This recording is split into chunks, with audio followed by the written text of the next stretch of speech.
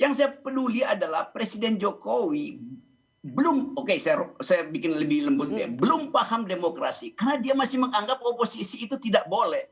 Jadi tolong adek bilang bahwa oposisi itu adalah sinonim dari demokrasi.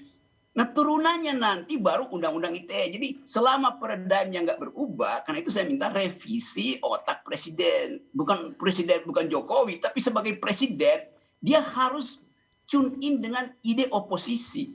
Itu intinya.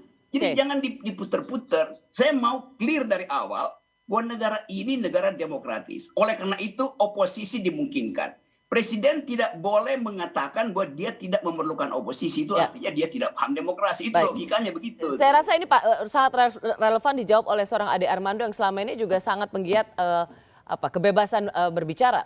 Ya, saya sampai sekarang nggak ngerti kenapa isu oposisi ini menjadi seperti inti dari pembicaraan kita mengenai. Loh, presiden bilang begitu, dia tidak perlu oposisi. Iya. Karena itu ada yang mesti buka pikirannya. Enggak, ini cuman hulunya ada di situ, hilirnya ITE. Bung Rocky, tapi tolong kami diingatkan. Air kotornya sampai ke hilir, itu soalnya. Oke. Begini, Bung Ade, sebentar. Bung Rocky, aku ingatkan dulu penonton, kapan sih presiden bicara bahwa dia tidak membutuhkan oposisi? Saya nggak tahu, saya nggak tahu. Tapi no. Saya justru mau nanya ke Bung Rocky, mengingatkan kita kembali, kapan persisnya, ini buat Bung Rocky Gerung, kapan persisnya, tolong ingatkan kami kembali, kapan persisnya Presiden Jokowi mengatakan secara lugas seperti itu tidak membutuhkan oposisi? Secara lugas dan dengan ekspresi yang ketat. Sekarang saya jawab itu, tolong hentikan sebentar pembicaraan kita. Silahkan Rosi sebagai jurnalis suruh staf Anda Google cepat-cepat Jokowi dan oposisi. Coba lakukan aja. Tapi saya boleh komentar. Ya, oke. Saya coba ingat tidak membutuhkan oposisi. Apakah itu dalam forum? Oposisi itu bukan demokrasi Pancasila. Oposisi itu tidak kita perlukan. Oposisi itu menghalangi macam-macam. Cari pidatonya itu di belakangnya ada masa tuh pidato presiden begitu.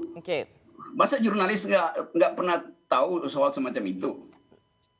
Silakan Bang Ade, apa Anda melihat ini sebagai sebuah pidato presiden yang dipegang sebagai karakter seorang presiden yang otoriter?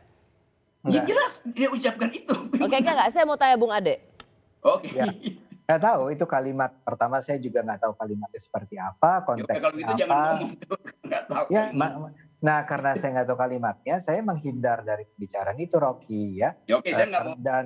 Karena itu saya katakan tadi bahwa kalau hulunya nggak diberesin, nggak ada gunanya saya juga bicara. Jadi presiden kedua memang isunya yang saya tahu kita sedang bicara tentang seberapa jauh kita bisa mengkritik. Mau oposisi mau saya sendiri sebagai pendukung Jokowi, saya boleh nggak mengkritik. Misalnya urusan JRI yang saya sebut, Nuril Baik yang saya sebut, Prita Mulyasari yang saya sebut, itu sama sekali had nothing to do dengan soal Pak Jokowi, tapi mereka kemudian terkena efek dari keberadaan Undang-Undang ITE. Makanya saya setuju bahwa Undang-Undang ITE ini perlu direvisi. Adapun mengenai Pak Jokowi, pernyataan dia tentang oposisi,